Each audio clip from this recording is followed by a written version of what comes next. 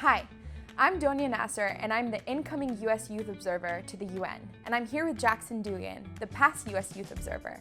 Jackson, I have a few questions for you. You just finished a very exciting year as a U.S. Youth Observer to the UN. What's the first thing that comes to mind when you think of your experiences this last year?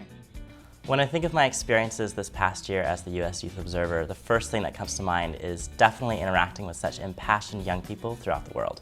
This year, you traveled to the UN General Assembly opening, participated in the UN Global Youth Policy Conference in Azerbaijan, and spoke to students in Hawaii. Was there a common thread among all the delegates? I think everyone at each of those functions was really impassioned and motivated to promote youth inclusion in every political process. What is the most important thing you think you've done as U.S. Youth Observer? I hope the most important thing that I've done is elevate LGBT visibility. In your blog, you wrote about the temptation to do too much when attempting to affect change, which I have personally done.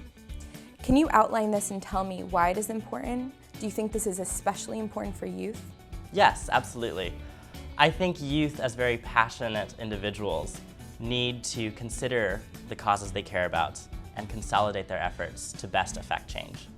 Do you have any advice for me as I prepare to step into your role as Youth Observer? My best advice for you is to be genuine and be yourself. People definitely respond to that. I think I can do that. What was your most memorable or unique experience meeting so many young people working together across cultures? My most memorable experience has to be having breakfast with the Prime Minister of the Netherlands and a large group of young people that he wanted to hear from. How can youth have a voice in setting the global agenda? I think one way we can really have a voice is through voting. We need to have a larger voter turnout. And I think another way is something that we're already doing, social media. Right. Those two together have immense power. What are some sustainable development goals that youth can engage in? I think one of the most important sustainable development goals we all can engage in is women and gender equality. I couldn't agree more. And what do you, as the next U.S. Youth Observer to the United Nations, plan to do about this? As a young woman specifically, I'm very passionate about encouraging other young women to think about running for office and advocating for women and girls' sexual and reproductive health.